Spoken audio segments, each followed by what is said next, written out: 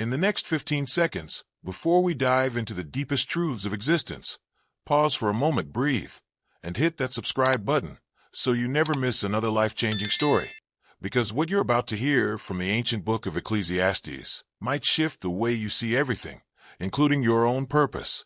The story begins with a wanderer named Eliar, a man who had traveled across deserts, climbed mountains stained with age, and walked through markets filled with the laughter and sorrow of thousands, all in search of an answer that had haunted him since youth. What is the true meaning of life? His journey led him not to kings or sages, but to a quiet scroll-keeper in a forgotten temple near the border of a crumbling city, where the dust of centuries rested undisturbed. This old man, known only as the keeper, handed Eliar a weather-worn manuscript bearing one word: Ecclesiastes.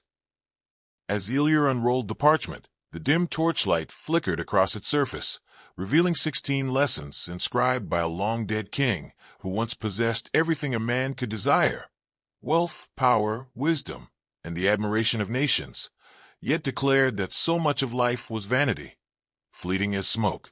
The first lesson confronted Eliar like a blow. Everything humans chase, riches, fame, pleasure, dissolves like mist at sunrise, and the sooner one accepts this, the sooner one finds peace. The second lesson warned him that generations come and go. The earth continues unchanged, and humans forget that they are but temporary travelers on an ancient road. The third taught that chasing endless goals without reflection is like running on a wheel, exhausting but directionless. The fourth dared him to accept that wisdom brings clarity but also pain, for to see clearly is to recognize suffering. The fifth showed that laughter and pleasure can distract the heart, but they cannot fill its emptiness. The sixth revealed that even great projects, houses, vineyards, legacies, are swallowed by time when their builders turn to dust. The seventh reminded him that comparing oneself to others is a trap. Envy builds nothing and destroys peace. The eighth whispered that loneliness corrodes the spirit, and two travelers walking together are always stronger than one, while a threefold cord endures pressures that a single strand cannot. The ninth warned that power corrupts when kings listen to flattery rather than truth. The 10th explained that vows, once spoken, shape destiny, and breaking them weakens the soul. The 11th taught him that seeking control over life's outcomes is foolish, for no man commands the wind or the day of his death. The 12th urged him to work with joy, because no one knows which effort will prosper, perhaps all, perhaps none, but joy in labor brings meaning regardless of the outcome. The 13th reminded him that youth is a gift but fades quickly, and one day the strong will tremble, the grinders will grow few, the windows will dim, and the doors will shut. Therefore rejoice now, before the silver cord breaks. The 14th pressed upon him the inevitability of mortality. Dust returns to dust, spirit returns to God, and all earthly pursuits fade except the integrity of one's heart. The 15th taught him that people fill their days with noise and busyness, but silence holds the answers they fear to face.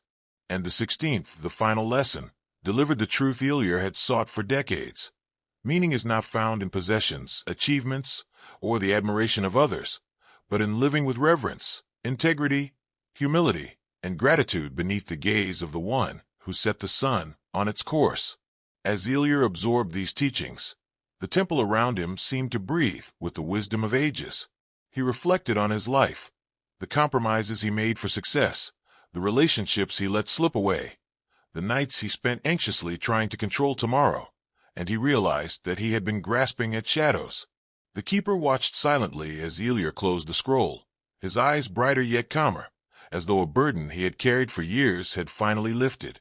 He stepped outside into the cool night air, gazing up at the stars scattered like diamonds across a velvet sky, and for the first time he understood that life was never meant to be conquered but cherished.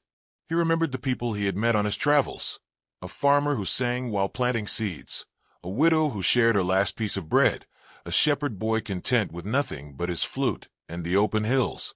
None were powerful, none were wealthy, yet each possessed a quiet joy he had envied without understanding.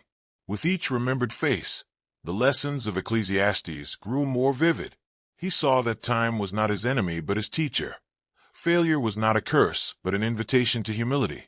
Mortality was not a terror, but a reminder to live deeply, while breath still flowed in his chest. He turned back to thank the keeper, but the old man had vanished, as though he himself were only part of the lesson, a messenger who appears when hearts are ready. Elia began his journey home with a renewed spirit, a softer step, and a deeper peace than he had ever known. He no longer raced from place to place searching for meaning. Instead, he brought meaning to each step he took. He greeted strangers with warmth, restored broken friendships, worked honestly with joy rather than ambition, and carried the 16 lessons within him like a lantern guiding his path. Years later, when people traveled to see the wise wanderer who spoke of life's purpose with the clarity of dawn, Elia would smile and tell them that the meaning of life is not hidden in distant lands or mystical secrets, but waiting quietly in the stillness each person avoids. And he would whisper the same truth written long ago. Fear God, keep his commandments, and live with gratitude, for everything else is vapor. And now, before this story fades like breath on a winter morning, drop a comment and tell me, from which part of the country are you watching this video?